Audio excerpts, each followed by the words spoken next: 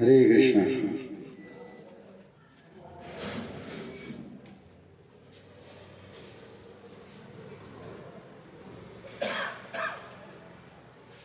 હરે કૃષ્ણ હરે કૃષ્ણ કૃષ્ણ કૃષ્ણ હરે હરે, હરે રામ રામ રામ હરે હરે.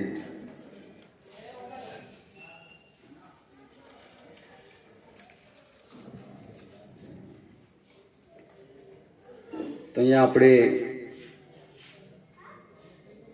મનુભાઈના 1 વર્ષ પૂરું થયું ને, એમની વાર્ષિક પુણ્યતિથિની આપણે અહીંયા એકત્રિત થયા છે.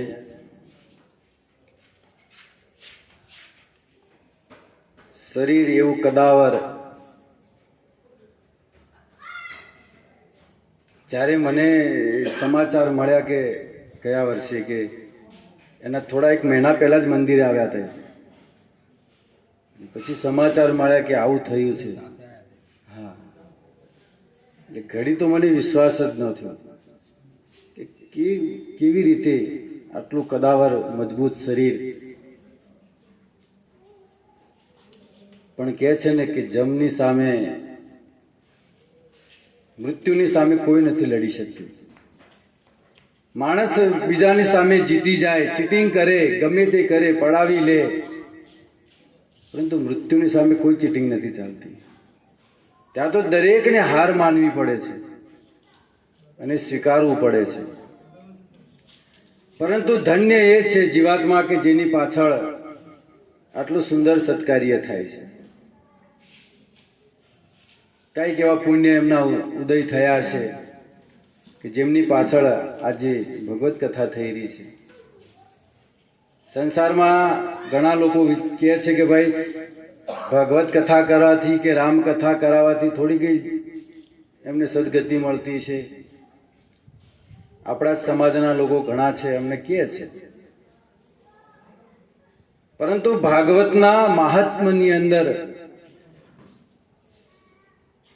પદ્મ પુરાણની અંદર એક બહુ સુંદર કથા આવે છે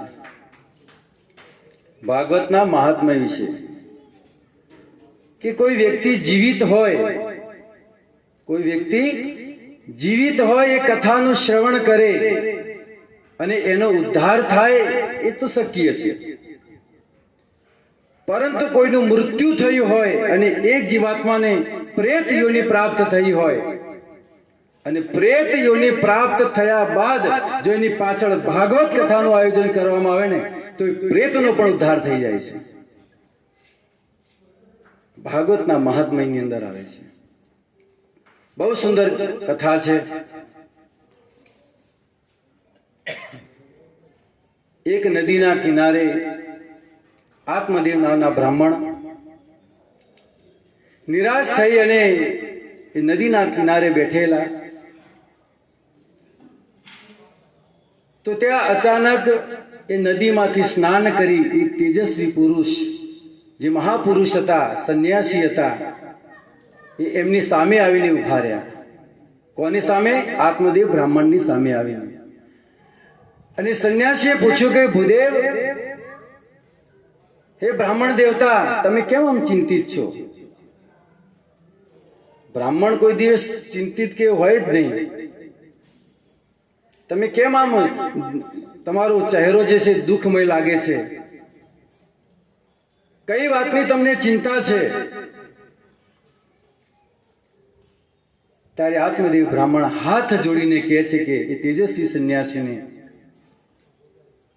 કે મહારાજ, લગ્નને આટલા વર્ષો વીતી ગયા છે, લગ્નના આટલા વર્ષો વીતી ગયા, પરંતુ મારે પુત્ર નથી, મારે એક સંતાન નથી,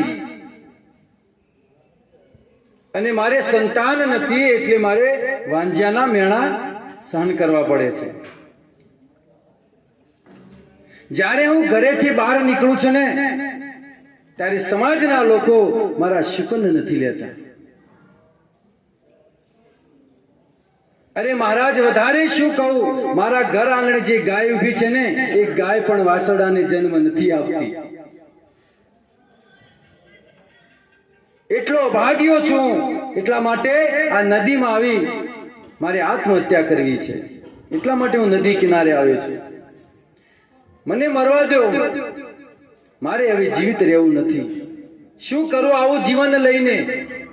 અને વાસ્તવમાં જેને સંતાન નથી હોતું ને, એ માતા પિતા જાણે છે કે એમના જીવનની અંદર કેવું દુઃખ હોય છે. લોકોના મેણા ટેણા સહન કરવા, કોઈ એવો પ્રસંગ હોય તો પણ આપણે ન જઈ શકીએ, એ માતા પિતા નથી જઈ શકતા. એટલા માટે આત્મદેવ બ્રાહ્મણ કહે છે કે મારે હવે જીવવું નથી, મને હવે મરવા દો. ત્યારે ઓલા તેજસ્વી જે સંન્યાસી હતા ને, એ બ્રાહ્મણનું ભવિષ્ય ભાંકી લીધું. એના લલાટને જોઈ અને સંન્યાસી કહે છે કે ભૂદેવ, તમારે આ જન્મ નહીં, આગલા 7 જન્મ સુધી તમારા ભાગ્યમાં પુત્રની પ્રાપ્તિ નથી. કેટલા? આ જન્મ નહીં, આગલા 7 જન્મ સુધી તમને પુત્રની પ્રાપ્તિ નથી. કેટલા જન્મ સુધી તમે આત્મહત્યા કરશો? હવે બ્રાહ્મણ હોય ને બહુ હોશિયાર હોય. બ્રાહ્મણે વિચાર કર્યો કે જે મહાપુરુષ, જે સંન્યાસી મારા 7 જન્મનું જો ભવિષ્ય ભાંકી શકતા હોય ને, તો પુત્ર પણ આપી શક્યા. 7 જન્મનું જો ભવિષ્ય ભાંકી શકતા ને, પુત્ર આપવામાં પણ કેપેબલ છે. તો બ્રાહ્મણે દંડવત પ્રણામ કરી અને ચરણ પકડી લીધા સાધુના કે તમે મને પુત્રની પ્રાપ્તિ કરાવો, નહીં તો હું તમારી સામે જ અહીંયા આત્મહત્યા કરીશ અને તમને બ્રહ્મ હત્યાનું પાપ લાગશે. સાધુ ક્યાં તો ધર્મ કરતા ધાડ પડી, ગળે આવ્યું. આ કીધું કે 7 જન્મ સુધી સંતાન છે ને, આ તો હવે મારા ગળે પડ્યો કે તમે નહીં કરાવો તો અહીંયા આત્મહત્યા કરીશ ને, બ્રહ્મ હત્યાનું પાપ તમને લાગશે. સંન્યાસીએ કીધું. હવે સંન્યાસી બીજું કોઈ નહોતું, એ સ્વયં ભગવાન હતા. કારણ કે આત્મદેવ જે બ્રાહ્મણ હતા ને, એ કોઈ સાધારણ બ્રાહ્મણ નહોતા, તેજસ્વી બ્રાહ્મણ હતા. સૂર્યની સમાન એમની અંદર તેજ હતું. અને ભગવાને વિચાર કર્યો કે જો આવો તેજસ્વી બ્રાહ્મણ જો આત્મહત્યા કરે ને, તો સંસાર માટે યોગ્ય નથી. એટલા માટે સ્વયં ભગવાન એ સંન્યાસીના રૂપમાં ત્યાં ઉપસ્થિત થયા હતા. અને તેજસ્વી સંન્યાસીએ એક ફળ પ્રગટ કર્યું. ફળને અભિમંત્રિત કરી અને આત્મદેવ બ્રાહ્મણના હાથમાં આપી દીધું કે લ્યો ભૂદેવ, આ ફળ લઈ જાઓ અને લઈ અને ઘરે જઈને તમારી પત્નીને ખવડાવી દેજો. 9 મહિના સુધી તમારા ઘરે પુત્રની પ્રાપ્તિ થશે. શું કીધું સંન્યાસી? પુત્ર કીધો. સંન્યાસીનું વચન ક્યારે ખોટું પડે? પુત્રી પણ નહીં, પુત્ર થશે. તમારી પત્નીને આટલું ફળ ખવડાવી દેજો. અમુક નિયમ બતાવ્યા, કારણ કે યમ નિયમ બધું હોય છે. જ્યારે ગર્ભવતી હોય ત્યારે ઘણા બધા નિયમ હોય છે. એટલે આ બધા નિયમનું પાલન કરાવજો. આત્મદેવ બ્રાહ્મણ આનંદિત થઈ ગયા, ખુશ થઈ ગયા અને નાચતા નાચતા ઘરે આવ્યા. ઘરે આવી અને પોતાની પત્ની જે ધુંધલી હતી, એમની પત્નીનું નામ હતું ધુંધલી. ધુંધલીના હાથમાં એ ફળ આપ્યું અને કીધું કે લ્યો દેવી, આ ફળને તમે ગ્રહણ કરો. આ ફળ સાધારણ નથી, એક તેજસ્વી સંન્યાસી આપેલું છે, અભિમંત્રિત છે. તમે આને જો ખાશો ને તો 9 મહિના પછી આપણા ઘરે ફૂલ જેવો સુગંધિત સુંદર પુત્રનો જન્મ થશે. એટલું કહી ફળ ધુંધલીના હાથમાં આપી આત્મદેવ બ્રાહ્મણ ત્યાંથી નીકળી ગયા. હવે ધુંધલી હાથમાં ફળ છે. જો ભક્તો, આ સ્ત્રીનું ચરિત્ર કેવું છે. એ ધુંધલીના હાથમાં ફળ છે અને ઊભી ઊભી વિચાર કરે છે કે જો આ હું ફળ ખાઈશ તો મને ગર્ભ રહેશે.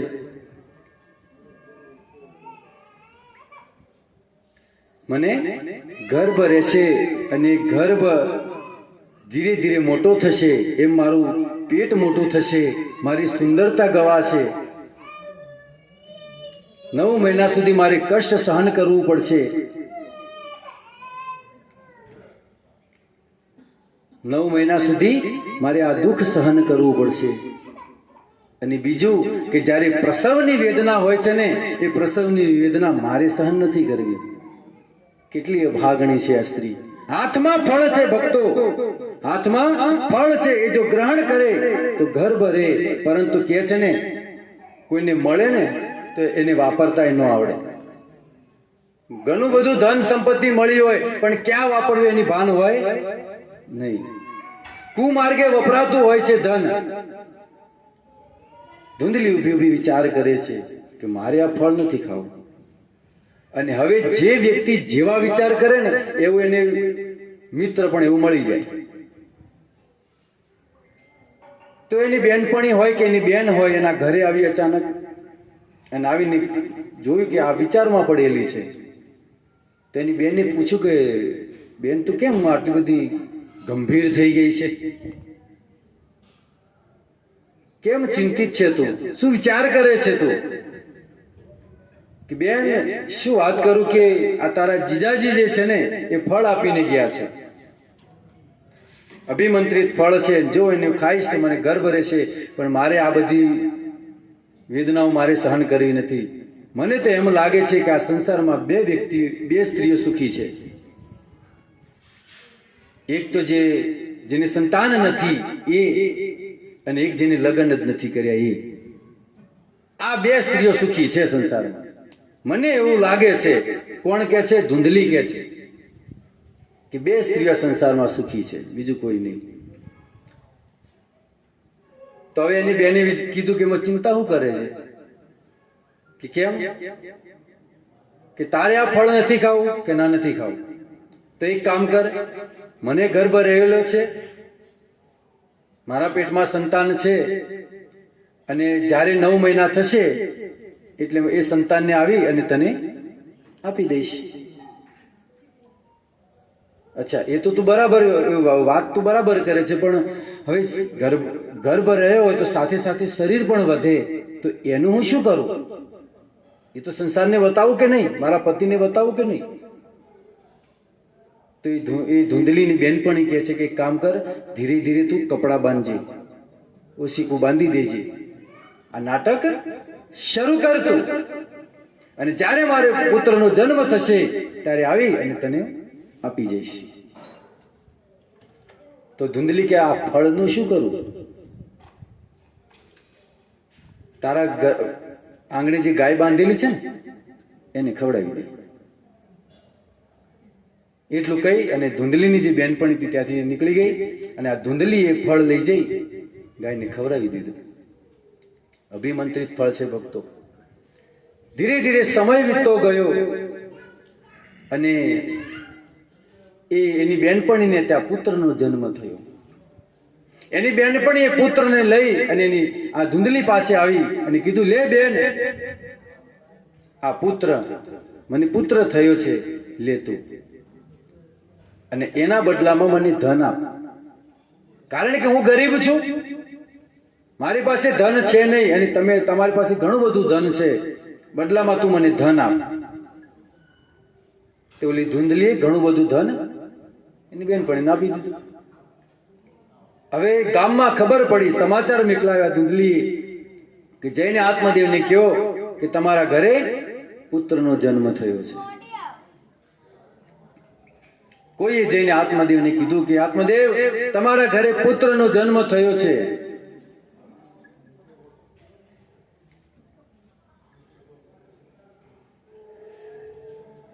તમારા ઘરે પુત્રનો જન્મ થયો છે. આટલું સાંભળતાની સાથે આત્મદેવ બ્રાહ્મણ આનંદિત થઈ ગયા.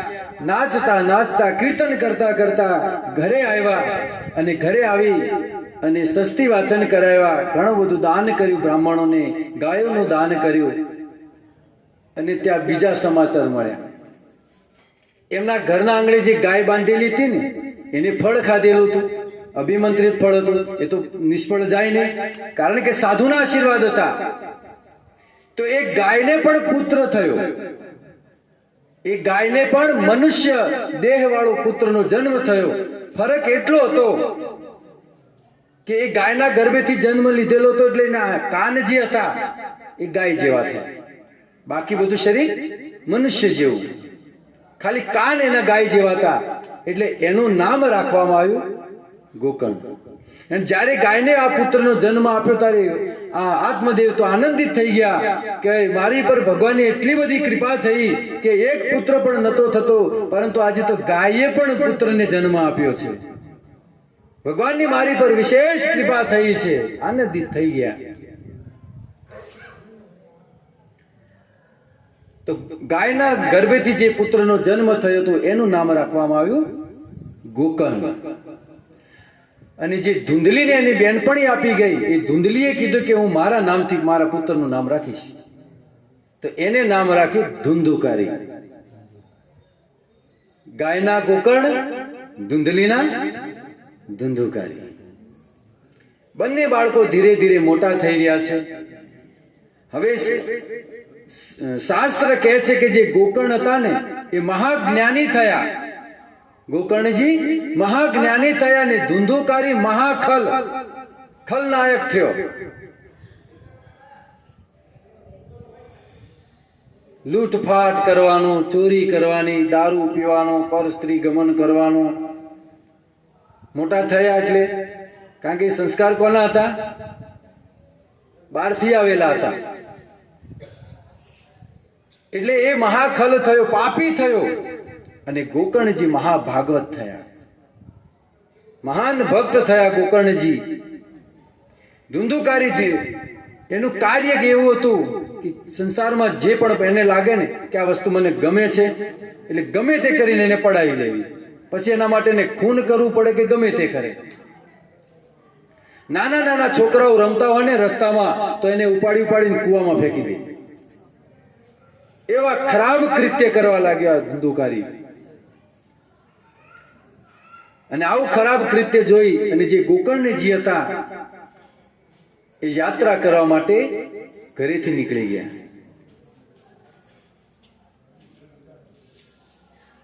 અને આ ગોકર્ણ, આ ધુંધુકારી પાપ કરવા લાગ્યો, અત્યાચાર કરવા લાગ્યો, કિડનેપિંગ કરે, શરાબ પીવે, પર સ્ત્રી ગમન કરે. અને ધીરે ધીરે એને એવું કાર્ય કર્યું કે એક સમયની વાત કે એને 5 જે બાજારુ સ્ત્રી હોય એને ઘરે લઈ આવી. એ સ્ત્રીઓને ઘરે લાવ્યો. હવે એ જે સ્ત્રીઓ હોય, બાજારુ જે સ્ત્રી હોય, એનો પતિ માણસ ન હોય, એનો પતિ ધન હોય. એ ધન માટે જ આવે. ધન હોય ત્યાં સુધી રે, ધન પૂરું ત્યાં એટલે નીકળી જાય. હવે આટલી બધી સ્ત્રીઓ આવી ઘરે, એકનું એ પૂરું નથી થતું. ભાઈ 5 લઈ આવ્યા. હવે 5ની માંગ, સતી સ્ત્રીઓ તો હતી નહીં કે માંગ ન કરે. આ જે સ્ત્રીઓથી બધી માંગ કરવા લાગી, અમારે આ જોઈએ છે, અમારે સારામાં સારો સાડલો જોઈએ છે, સોનાની આ વસ્તુ જોઈએ છે. આ બધી માંગ વધવા લાગી. ઘરમાં ફ્રીજ જોઈએ છે, ઘરમાં એસી જોઈએ છે, ગાડી જૂની થઈ ગઈ છે, ગાડી નવી લ્યો. આ બધું માંગ કરવા લાગી. પરંતુ જે સંસ્કારી સ્ત્રી હોય ને એ પોતાના પતિનો જે પગાર હોય ને એમાં ઘર ચલાવી લે. એને કહેવાય સતી સ્ત્રી. સુરુચિ અને સુનીતિ આ 2 સ્ત્રીઓ હોય. સુરુચિ એટલે પોતાના ઈચ્છા મુજબ કાર્ય કરે, પતિનું સાંભળે નહીં. પતિને તો શું બનાવી રાખે ખબર છે? ચાય પત્તી. પતિ એટલે ચાય પત્તી, પાણીમાં નાખી એવી રીતે રાખે. પોતાના પતિને ઈશારેથી ચલાવે. બાયોનો વટ કેવો હોય છે? કેટલાય પુરુષો બેઠા હોય અને બાર ઉભા માથે ઉઠેલું હોય, પણ તો કે એ સાંભળો છો? એટલે સાંભળ્યો તો 500 જણાય, પણ એમાંથી એક જ ઉભો થાય. એક ભાઈ ઉભા થઈ જાય અને પછી આમ જોવે એટલે ખાલી ઈશારો જ કરે આંખનો, બસ ભાઈ ઉભા થઈને આવી જાય. પોતાના ઈશારેથી જે ચલાવે ને સ્ત્રી એ સુરુચિ છે. અને સુનીતિ એ છે કે પોતાના પતિનું કેવું કરે, પોતાના પતિના અંડરમાં રહે, ઘરની પરિસ્થિતિ જોઈ અને જીવન જીવે. એની સતી સ્ત્રી કહેવાય. ખોટી માંગ ન કરે. તો હવે 5 સ્ત્રીઓને લઈ આવ્યા. સ્ત્રીઓનું માંગ વધવા લાગી. હવે પૂરું તો થાય નહીં. તો હવે આ શું કરવા લાગ્યો? ધાડ પાડવા લાગ્યો. નાની મોટી ચોરી તો મેળ પડે એમ નતો. અને આવું કૃત્ય જોઈ અને ગોકર્ણજીએ પોતાના પિતાને કીધું કે પિતાશ્રી, ક્યાં સુધી આવા પુત્રના મોહમાં ફસાઈને આ ઘરમાં પડ્યા રહેશો? અરે ઘરમાંથી બહાર નીકળો અને જાઓ વનમાં. વનમાં જઈને ભગવાનનું ભજન કરો, ભાગવતનું અધ્યયન કરો, ભાગવત કથા શ્રવણ કરી અને ભગવત ધામ સિધારો. પોતાના પુત્ર ગોકર્ણની વાત સાંભળી અને આત્મદેવ બ્રાહ્મણ જંગલ માટે નીકળી ગયા. જંગલમાં જઈ ભાગવત કથાનું અધ્યયન કર્યું, ભાગવતનું અધ્યયન કરી, શાસ્ત્રોનું અધ્યયન કરી, ભગવાનનું ભજન કરી અને ભગવત ધામ ગયા. પરંતુ આ ધુંધુકારીનું આવું ખરાબ કૃત્ય જોઈ એની જે માતા હતી ને ધુંધલી, એ ધુંધલીએ આત્મહત્યા કરવાનો વારો આવ્યો. એ ધુંધુકારી મારવા લાગે એની માતાને કે લાવ બધું ધન આપ મને. જેટલું બધું ધન છે બધું જ આ ધુંધુકારી વેચી નાખ્યું. વાસણ બધું વેચી નાખ્યું. સારા પુત્ર થવા ને એ પણ ભગવાનની કૃપા છે. સંતાનને ગર્ભથી જ સંસ્કાર આપવા જોઈએ. જ્યારે પુત્ર ગર્ભમાં હોય ને ત્યારથી જ એને સંસ્કાર આપવા જોઈએ. પરંતુ આજે તો સંતાન ગર્ભમાં હોય, માતાઓ બેઠા બેઠા ટીવી જોતા હોય છે. બાળક ગર્ભમાં છે, જેઠાલાલ જોતા હોય છે. પછી જેઠિયો જ થાય ને. ટૂંકી મૂછો રાખે, એનામાં કઈ હોય નહીં, માય કાંગલો જ હોય. કારણ કે સંસ્કાર એ જ રેડ્યા છે એમાં. એ તો જીજાબાઈ જે હતી એની સંસ્કાર રેડ્યા છે પોતાના સંતાનના. હે આભામાં ઉગેલ ચાંદલો ને જીજાબાઈ ને આવ્યા બાળ રે, જીજાબાઈ ને આવ્યા બાળુડાની માતહી ચોળે, કણન ડુંગરા ડોલે, શિવાજીને નિંદરો નાવે, માતા જીજાબાઈ ઝોલાવે. માતા જીજાબાઈએ ગર્ભથી સંસ્કાર આપ્યા. ગીતાનું અધ્યયન કરતા. જ્યારે શિવાજી ગર્ભમાં હતા ને ત્યારે ગીતાનું અધ્યયન કરતા, રામાયણનું અધ્યયન કરતા, ભાગવતનું અધ્યયન કરતા. ત્યારે શિવાજી જેવા પુત્ર થાય. હવે ગર્ભમાં સંતાન હોય, પીઝા પાસ્તા ખાવા નીકળ્યા હોય, પાણીપુરીને લારીએ થઈ જઈને ઉભા હોય, પણ પાણીપુરી જ થાય. એમાં તાકાત કઈ હોય? કઈ બળ ન હોય. ટીવી બેઠા બેઠા જોતા હોય, છોકરો બાજુમાં બેઠો હોય, નાનો થિયેટરમાં ગયા હોય કે ઘરે જોતા હોય, અને એમાં એ પિક્ચરમાં કોઈ વિલન કોઈ હિરોઈનને લઈને ભાગતો હોય એટલે છોકરો હુઈ ગયો તો ઉઠાડે, ઉભો ઓલો લઈને ભાગ્યો. પછી એ મોટો થાય એટલે એ લઈને ભાગ્યો. તમે જ બતાવ્યું છે એને. એટલે એ લઈને આ બધી સમસ્યાઓ કેમ થવા લાગી? સંસ્કાર નથી રેડ્યા. અને ભક્તો આ સમય જે છે ને હવે સંસ્કાર રેડવા જેવા છે. પોતાના ધર્મનું જ્ઞાન આપો, સંતાનોને ગીતાનું જ્ઞાન આપો, શાસ્ત્રોનું જ્ઞાન આપો. 60 વર્ષ નીકળી જાય ને તો ગીતાનું પૂઠું નથી જોયું આપણે. ઘણા એવા હશે કે ગીતાનું પૂઠું કેવા કલરનું છે, અને આપણે શું કરવા નીકળ્યા છે? ધર્મની રક્ષા કરવા માટે. શું કરશો કે ધર્મની રક્ષા? ધર્મ વિશે તો કે જ્ઞાન છે ને. ગીતાનો પહેલો શ્લોક પૂછો તો એ તો હવે કૃષ્ણને ખબર, કારણ કે એ બોલ્યા હતા, અને અર્જુનને ખબર, એને ઓભળી હતી. એ બેને ખબર હોય, અમારે શું લેવા દેવા છે? કોઈને ખબર ગીતાના શ્લોક કેટલા છે, કેટલા અધ્યાય છે, કોને સંભળાવ્યું છે, કઈ જગ્યાએ સંભળાવ્યું છે, કેટલા વાંચે છે? ગીતાનો પ્રારંભ ક્યાંથી થાય છે, અંત ક્યાં થાય છે, કોઈ ખબર નહીં. મુસલમાનના છોકરાને પૂછો, 5 વર્ષના છોકરાને કેટલા કલમા સંભળાવશે? અને એ સમય હવે દૂર નથી કે આપણે ગુલામીનો સમય આવી ગયો છે. એ સમય હવે દૂર નથી. કારણ કે ભગવાને ગીતામાં કીધું છે, આપણને કદાચ પ્રશ્ન થાય કે ભગવાને કીધું છે કે ધર્મ ઉપર સંકટ આવશે એટલે ભગવાન આવશે, પણ એ ધર્મ ઉપર સંકટ આવે કેવી રીતે? જયારે આપણે ધર્મમય જીવન જીવતા હોય ત્યારે વાત સમજાય છે. ધર્મ એટલે શું? ધર્મ કોઈ બીજું કઈ રૂપ નથી, કોઈ એવું જાનવર નથી. ધર્મનો અર્થ થાય આપણે ધર્મમય જીવન જીવીએ એને ધર્મ કહેવાય. શાસ્ત્રનું અધ્યયન કરીએ, ન ખાવાની વસ્તુ ન ખાઈએ, વ્યસન ન કરીએ, અને આ બધું જે ન કરે ને વ્યસન, આ બધું એને માણસ કહેવાય. અને વ્યસન કરતા હોય, બધા નશા કરતા હોય, એને એ માણસની કેટેગરીમાં આવતા જ નથી. માણસ માટે થોડી બધી વસ્તુ બનાવી છે. અત્યારથી સંસ્કાર આપો, ગીતાનું જ્ઞાન આપો સંતાનોને. ધર્મ વિશે કઈક જાણતો છે ને તો લડશે ધર્મ આમાં. બાકી બધું આપણે તો અંદરથી બધું જ મરી પરવાર્યું, કાંઈ છે નહીં. હું મારી પત્ની, મારા બાળકો, મારું ઘર, મારી ગાડી, બસ દુનિયા જાય.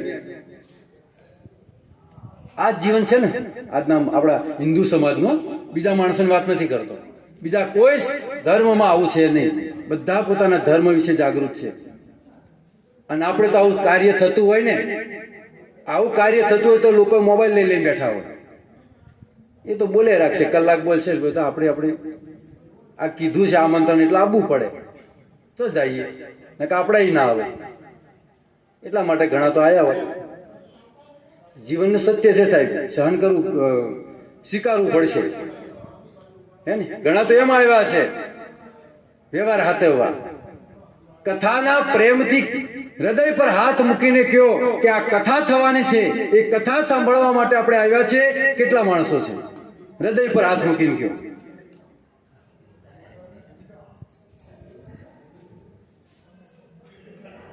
આ છે આપણો સમાજ.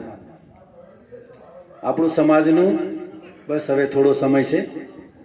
અત્યારે હરે કૃષ્ણ નહીં કરે, ગીતાનું અધ્યયન નહીં કરે ને, આવતા સમયની અંદર અલ્લાહુ અકબર કરશે ઊંધા પડીને. તલવારની ધાર અહીંયા ભળાય છે. બોલો બેટા, ટોપી પહેરવી છે, કલમા પઢવા છે કે ઉડાવવી છે? માય બાપ તમે જે કહો એ.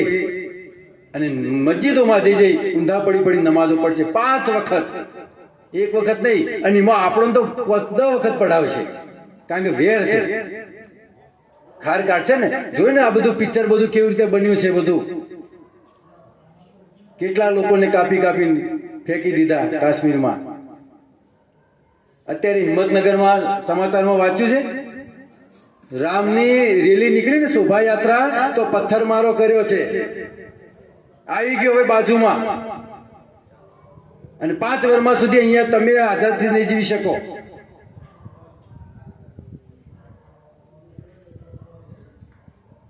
તો ધર્મ વિશે જાગૃત થાવ, સંતાનોને સંસ્કાર આપો. બેટા હજી તો તું નાનો છે, હાલ થોડી ભક્તિ કરવાની ટેમ છે તારે. મોટો થાય એટલે ભક્તિ કરજે, ગયડો થાય એટલે.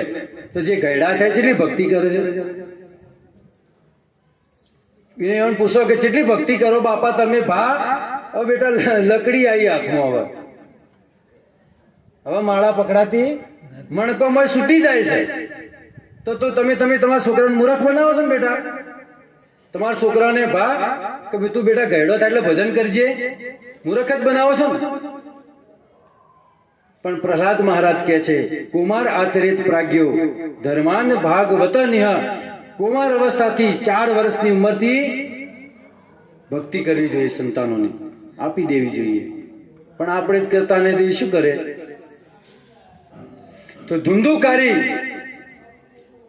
આ મહાપાપ કરવા લાગ્યો, અને એ ધુંધલી એના દીકરાનું આવું કૃત્ય જોઈ આત્મહત્યા કરીને મરી ગઈ. જુઓ, આત્મદેવને પુત્ર નહોતો એટલે દુખી હતા. પુત્ર નહોતો એટલે દુખી, પુત્ર થયો એટલે એ મગજમાં વેણમાં કાઢ નાખવાનો, છોકરા થશે એટલે આપણને સુખ આપશે. આપણે આપણા કર્મથી સુખી છીએ ને આપણા કર્મથી દુખી છે. કોઈ કોઈને સુખી ન કરી શકે, કોઈ કોઈને દુખી ન કરી શકે. તો ધુંધલી આત્મહત્યા કરીને મરી ગઈ. અને આ જે ધુંધુકારી હતો એને વિચાર આવ્યો કે આ રોજ રોજ શું નાની મોટી ચોરીઓ કરવી, લાવો એકવાર મોટી ચોરી કરી દઉં રાજાના ઘરે ચોરી કરી દઉં એટલે આખું જીવન ચોરી કરવી પડે નહીં. તો આ ધુંધુકારીએ રાત્રિના સમયમાં રાજમહેલમાં જઈ અને ઘણું બધું ધન ચોરી કરી અને ઘરે આવ્યો. અને ઘરે આવીને જોયું તો ઓલી 5 સ્ત્રીઓ એ પોટલો ખોલ્યો તો અંદર બધા હીરા મોતી દાગીના કેટલું બધું ધન. ઓલી આશ્ચર્યમાં પડી કે ઓ આજે તો પતિદેવ કેટલું બધું ધન લાવ્યા છે. પણ પછી ખબર પડી કે આ તો રાજાના ઘરેથી ચોરી કરી છે. અને જો રાજાને ખબર પડી તો ચોરી કરનારને એટલી સજા અને ચોરી કરેલું ધન જે વાપરે ને એને એટલી સજા, સરખી સજા થશે. અને જો રાજાને ખબર પડી તો આપણે બધા કાલે ફાંસી લટક્યા હશે, સૂલી પર ચડાવી દેશે રાજા. તો શું કરશું આપણે? 5 જણી અંદર ડિસ્કસ કર્યું કે એક કામ કરીએ, ધુંધુકારીને મારી નાખીએ અને ધન લઈને અહીંથી નીકળી જઈએ. ધુંધુકારી નાવા ગયો છે, જ્યારે પાછો આવ્યો એટલે 5 જણે એના પર એટેક કર્યો. લાકડીના ઘા મારી અને મૂર્છિત કરી દીધો. ખાટલા સાથે બાંધવામાં આવ્યો, એને ખાટલા સાથે એને બાંધી દીધો. અને વધારે મારથી એ મોઢામાંથી બૂમ નીકળવા લાગી, અવાજ નીકળવા લાગ્યો. એટલે એક જણે શું કર્યું, ગરમ જે અંગારા હતા એના મોઢામાં નાખી દીધા. મોઢું ફાડી અને અંગારા એના મોઢામાં ભરી દીધા. ગળું દબાવી લાકડીઓના ઘા કરી ને ધુંધુકારીને મારી નાખ્યા. જેવું કર્મ કરો ને એવું ભોગવવું પડે છે. હવે 5 જણે વિચાર કર્યો કે હવે આને મારી તો નાખ્યો આપણે, પણ જો લઈને બહાર જઈશું સ્મશાનમાં, કદાચ કોઈ જોઈ ગયું તો આ શું છે તો ખબર પડી જશે. તો શું કરીએ? ખાડો ખોદો અહીંયા જ ઘરમાં જ. એ જ ઘરમાં ખાડો ખોદી અને ધુંધુકારીને દફનાવી દીધો. અને 5 સ્ત્રીઓ ધન લઈને ભાગી ગઈ. હવે જ્યારે ગોકર્ણજીને ખબર પડી કે મારા ભાઈ ધુંધુકારીની અવગતિ થઈ છે, તો એમને ગયા નામની અંદર ક્ષેત્રમાં તીર્થ છે એની અંદર એનું તર્પણ કર્યું, શ્રાદ્ધ એનું કર્યું ત્યાં. અને ફરતા પોતાના ગામમાં આવ્યા. ગામમાં આવી પોતાના ઘરમાં રાત્રિનો સમય છે, ગોકર્ણજી સૂતા છે. અને મધરાત્રે 12 વાગેલા હશે. અને એ ધુંધુકારી પશુઓના અવાજમાં અલગ અવાજ કરવા લાગ્યો. ક્યારેક કૂતરાનો અવાજ કરે, ક્યારેક શિયાળનો અવાજ કરે, ક્યારેક મોરનો અવાજ કાઢે, અલગ પ્રકારના અવાજ કાઢવા લાગ્યો. ત્યારે ગોકર્ણજી બોલ્યા કે ભાઈ તમે કોણ છો? કેમ આમ અલગ અવાજ કાઢો છો? કોણ છો તમે? મારી સામે પ્રગટ થાઓ. તો પ્રગટ તો ન થઈ ગયો, પણ એને એ બોલી પણ ન શક્યો. ત્યારે જે ગોકર્ણજી હતા એમની પાસે કમંડળમાં અભિમંત્રિત જળ હતું. એ જળ એ દિશામાં છીડક્યું અને જેવું જળ છીટક્યું એટલે એને વાચા ફૂટી. અને એ ધુંધુકારી બોલ્યો કે ભાઈ ગોકર્ણ, હું તારો ભાઈ ધુંધુકારી છું. તો ગોકર્ણજી કે ભાઈ તમે અહીંયા કેમ? તમારું તો મેં તર્પણ કરી દીધું છે ગયામાં. ધુંધુકારી કહે છે ભાઈ આવા હજારો તીર્થોમાં મારું તર્પણ કરીશ ને તો પણ મને મુક્તિ મળે એમ નથી, કારણ કે મેં એટલા કર્મ કર્યા છે, એટલા ખોટા પાપ કર્યા છે. ભાઈ મને આ પ્રેત યોનિની અંદર મને ઘણું કષ્ટ થાય છે, બહુ દુઃખ થાય છે. ઘણા લોકો વિચારે છે કે ભાઈ આત્મહત્યા કરી લી એટલે આપણે છૂટા, પણ જ્યારે આત્મહત્યા કરીએ છીએ ને ત્યારે જ ખરો ખેલ શરૂ થાય છે. એટલે ક્યારે આત્મહત્યા કરવાનો વિચાર કરવો પણ નહીં, મગજમાં નહીં લાવવો. છોકરાઓને ખાસ છે જે ભણતા છે એમને ટેન્શનમાં આવી જાય શું થશે. પણ ક્યારે આવું ટેન્શન આવે ને તો જે પણ જગ્યાએ રહેતા હોય, બહાર ભણતા હોય, ગમે તે જગ્યાએ ભણતા હોય, તમને આવું ટેન્શન આવે ને તો ઈશ્વરના ભક્તને મળી લેજો, બધું ટેન્શન દૂર. આત્મહત્યા કરતા તમે બચી જશો. ઘણા ઇસ્કોનમાં એવા ભક્તો છે જે આત્મહત્યા કરવાની છેલ્લી ઘડીએ, પણ જ્યારે એમને કોઈ ભક્તનો સંપર્ક થયો અને આજે એ લોકો ભક્તિ કરે છે. ઘર બર છોડીને સુંદર ભજન કરે છે ભગવાનનું.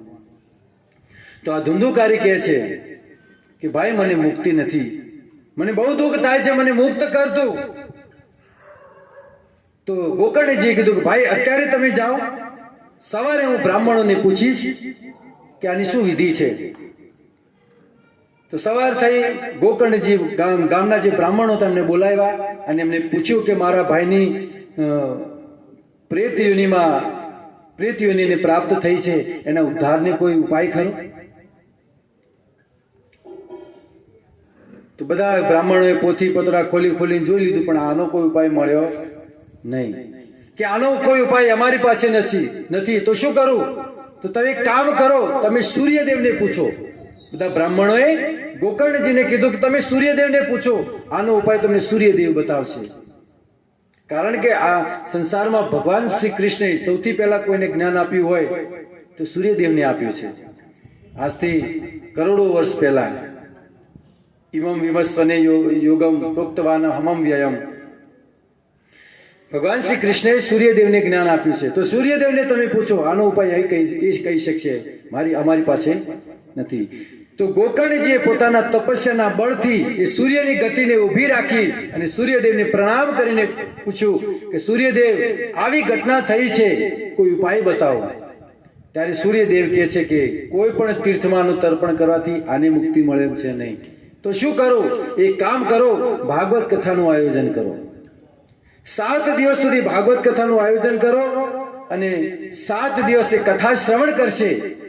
એને એક વાંસ લાવજો, વાંસની અંદર એને સ્થાપિત કરજો અને 7 દિવસ સુધી એની કથા શ્રવણ કરાવો. 7મા દિવસે એની મુક્તિ થઈ જશે. બીજા દિવસે બધા બ્રાહ્મણોને કીધું કે ભાગવત કથાનું કીધું છે સૂર્યદેવે. તો બ્રાહ્મણો કહે છે તો તમે જ કરો ભાગવત કથા, તમારાથી સારી કથા બીજું કોણ કરી શકે? તો મંડપ બંધાણો, વાંસ ફોડવામાં આવ્યો, એની સામે 7 ગાંઠ વાળો અને મંત્રો દ્વારા એ પ્રેતને, એ ધુંધુકારીને એની અંદર સ્થાપિત કરવામાં આવ્યો. કથા શરૂ થઈ, 1 દિવસની કથા પૂરી થઈ, 1 ગાંઠ ફાટી. બીજા દિવસની કથા પૂરી થઈ, બીજી ગાંઠ ફાટી. ત્રીજા દિવસની કથા પૂરી થઈ, ત્રીજી ગાંઠ ફાટી. ચોથા દિવસની, 5મા, 6થા અને 7મા દિવસની જ્યારે એ ગાંઠ ફાટી વાંસની, તો એ ધુંધુકારી ચતુર્ભુજ રૂપ ધારણ કરી, શંખ ચક્ર ગદા પદ્મ ધારણ કરી ચતુર્ભુજ રૂપે પ્રગટ થયો અને એ વિમાન લેવા માટે એને આવ્યું વૈકુંઠથી. અને જ્યારે એ ધુંધુકારી વૈકુંઠમાં એ વિમાનમાં બેસીને જ્યારે વિમાન ઉડવાની તૈયારી થઈ, તો આખા ગામવાળા જે ગામના લોકો હતો એ વિમાન પકડી પાડ્યું. વિમાનને પકડીને કીધું કે ભાઈ એને એકલાને કેમ લઈ જાઓ છો? કથા તો અમે બધા ઓભળવા જતા, ગામના લોકો હતા બધા કથા સાંભળતા હતા, તો એને એકલાને કેમ લઈ જાઓ છો? અમને કેમ નહીં? ત્યારે જે વૈકુંઠથી આવેલા જે પાર્ષદ હતા એમને કીધું કે આને જે રીતે કથા સાંભળી છે ને એવી રીતે તમે નથી સાંભળ્યું. કેમ? કે જ્યારે આખો દિવસ કથા થતી અને રાત્રિના સમયે તમે લોકો ઘરે જઈ અને કાંદા લસણ વાળી શાકભાજી, ચા પા પી અને સૂઈ જતા હતા. પરંતુ આજે આ ધુંધુકારી હતો ને એ દિવસે કથામાં કયા ચરિત્ર આવ્યા હતા એનું મનન ચિંતન કરતો હતો. તમે બધા ભોગમાં લાગી જતા હતા અને આ મનન કરતો હતો. એટલા માટે તો હવે શું કરીએ? અમારે પણ આવવું છે, તો ફરીથી ભાગવત કથા કરાવો. તો ફરીથી ભાગવત કથાનું આયોજન કરવામાં આવ્યું અને એ જ ગોકર્ણજી કથાના વક્તા થયા અને 7 દિવસ એ ભાગવત કથા થઈ. અને 7મા દિવસે જ્યારે કથા પૂરી થઈ એની સાથે વૈકુંઠમાંથી હજારો વિમાનો આવ્યા અને ગામવાસીઓને વિમાનમાં બેસાડી અને બધાને ભગવત ધામ લઈ ગયા. હરે કૃષ્ણ કૃષ્ણ કૃષ્ણ હરે હરે, હરે રામ રામ રામ હરે હરે. બધા જ ગામ લોકો એ વિમાનમાં બેસી અને ભગવત ધામને સિધાર્યા અને સાથે સાથે ગોકર્ણજી પણ એમનો પણ ઉદ્ધાર થઈ ગયો. કે આ કથાનો સાર એ છે કે પ્રેત જેવા પ્રેતનો જો પણ ભાગવત કથાથી ઉદ્ધાર થતો હોય ને તો આપણે તો ભક્તો મનુષ્ય છીએ. હજી તો આ મનુષ્ય શરીર છે આપણા પાસે, આપણો ઉદ્ધાર કેમ ન થાય? પણ આપણે તો શું કરીએ છીએ?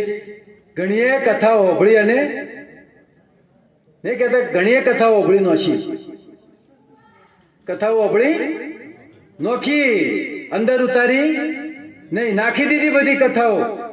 અંદર ઉતાર્યો તો કઈક પરિવર્તન આવે ને, તો પ્રેતનો પણ ઉદ્ધાર થઈ જાય. તો આપણે તો ભક્તો મનુષ્ય છે. આ છે ભાગવત કથાની મહાત્મય, આ છે ભાગવતની મહિમા.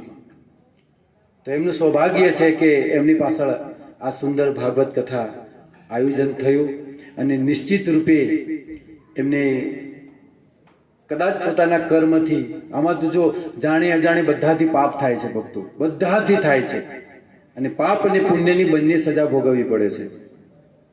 તો કદાચ એવા કર્મથી એમને નરકની યોનિ કદાચ પ્રાપ્ત થઈ હોય, પરંતુ આ ભાગવત કથાથી એમને તરત જ એમને સ્વર્ગ લોકમાં મોકલી દેવામાં આવશે અને તરત એમને મનુષ્ય યોનિ પ્રાપ્ત થશે અને બીજો જન્મ એમને ભક્ત પરિવારમાં જન્મ થશે અને ભગવાનની ભક્તિ કરી અને પાછા ભગવત ધામ જશે.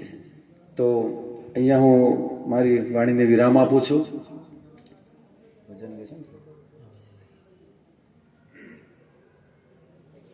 તો બધાને નમ્ર વિનંતી કે આવી ભાગવત કથા એનું આયોજન કરવું જોઈએ. ક્યારે પણ આપણા પરિવારમાં, કુટુંબમાં કોઈ પણ નિધન થયું હોય તેમની પાછળ આ ભાગવત કથા જરૂર કરાવજો. અને બને ત્યાં સુધી તું 12 દિવસની અંદર કરાવી દેવી, કારણ કે 12 દિવસ સુધી જીવાત્મા હાજર હોય છે અને કથા શ્રવણ કરી અને સીધા એમને મોક્ષ મળે છે. તો કોઈ કઠોર શબ્દ બોલાયો હોય, કારણ કે હું પોતે મૂર્ખ છું, મૂઢ છું, પાપી, હું પોતે જ પાપી છું, એટલે આ પાપીથી કોઈ ભૂલ થઈ હોય તો ક્ષમા ચાહું છું. તમારું જ સંતાન છું, તમે જ માતા પિતાઓ છો, અને પુત્રથી ભૂલ થાય પણ માતા પિતાનું કર્તવ્ય છે કે પોતાના સંતાનને માફ કરી દે. હરે કૃષ્ણ.